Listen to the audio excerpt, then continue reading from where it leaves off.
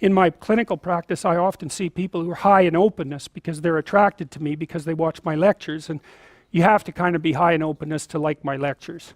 So because, well, you do, because they go everywhere, you know, and they're not necessarily very orderly. So anyways, lots of my clients are really high in openness, and they're funny people often, especially if they're smart, because sometimes they have the most nihilistic intelligence you can imagine. It's just self-critical and nihilistic and brutally brutal, man, and smart, and so they just criticize themselves out of existence.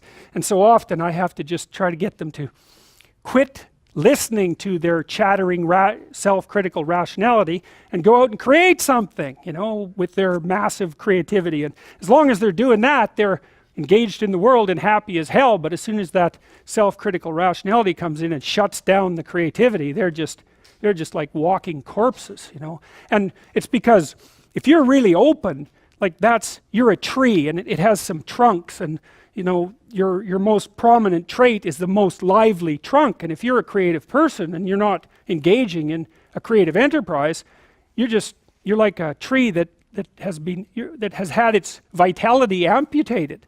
And so this is not trivial. This is deeply, deeply, deeply rooted in your biology. And those are people often who have like dream lives you just can't believe. I have one client, he has like 4 spectacular dreams a week, and most of the time we just spend discussing them. I mean, God. And I had another client who could be lucid in her dreams, which is more common among women. She could ask the damn characters what they represented, and they would tell her. It was like, okay, that was pretty weird. And like a lot of the things they told her were really helpful, and they were not things that she wanted to hear. She basically, one of them told her if she was going to live, she'd have to go visit a slaughterhouse. And the reason for that was because she was raised as a little princess and protected from horrible Mother Nature until she hit puberty, in which time she turned into an evil villain, because that's how the family worked. Perfect child, evil teenager, overnight. And then, well, that was hard on her, and she wasn't prepared because she thought the world was princess world, and you know, she couldn't go through a butcher store without having a fit. And no wonder, you know, like really, Jesus, you know, it's no wonder, but you do it. But she couldn't, so we used to go to butcher stores, and that would make her cry, and that she was a vegetarian, that would make her cry, and you know, bemoan the cruelty of the world. And it's like, yeah, fair enough, man, those are bloody slabs of meat. It's like, I don't know why everyone isn't screaming when they walk through the butcher store, but you got to get used to it, man, because you can't live in the world otherwise. And so the dream character, who was a gypsy, told her that she had to go visit a slaughterhouse, which seemed rather impractical. And so I asked her if she could think of anything else to do, and she thought, well, why don't we go visit a funeral home and watch an embalming? And I thought, oh, good, that sounds like a fun way to spend a day. And so I phoned up a funeral parlor, and I said I had a client who was terrified of death. Yeah, and I was a therapist who was also a little shaky on the concept myself. And so they had no problem with that. They deal with death all the time, which is really something to think about, right? A human being can actually have an occupation where they do nothing but deal with death, and they don't go stark raving mad. It's like, what the hell's up with that? It's like working in a palliative care ward where your clients that you know have a relationship, all they're going to do is die this week, next week, the week after. People do that. It's like, those people are tough, man. They're tough.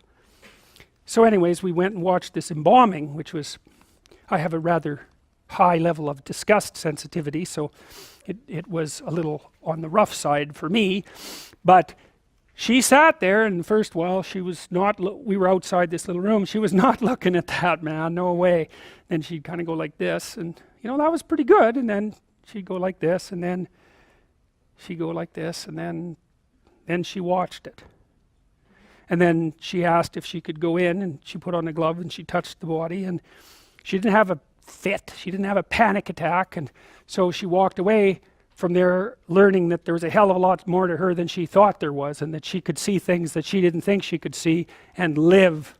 And after that, she sort of had a touchstone. It's like, well, I'm kind of afraid of this. Well, is it as bad as going to see the embalming? No, it's not that bad. Well, I guess I can do it. It's like an initiation, right? She had an initiation, and so did I, you know. And I learned a lot from doing that. I learned that one of the things you need to do if you're going to be a human being is to prepare yourself to be useful in the face of death. And so when you have a parent that dies, which, you know, shatters people's ideas, often they can't even think about it. If you can't even think about that, man, you've got some thinking to do. Because you need to be able to at least think about that, because otherwise you're just going to be a wasteland when it happens. And you never know, you could even have a higher ambition. Maybe you could even be useful when it happens, instead of being part of the heap of destroyed people who also have to be taken care of. You know, and that's brutal. You have to be brutal to be useful in the aftermath of your parents' death. You know, you don't get to crumble and fall apart, and no, you have every reason to. So you got to be kind of some tough monster to manage that. But do you want to be useful in the face of tragedy, or do you want to be pathetic? Well, you make your choice.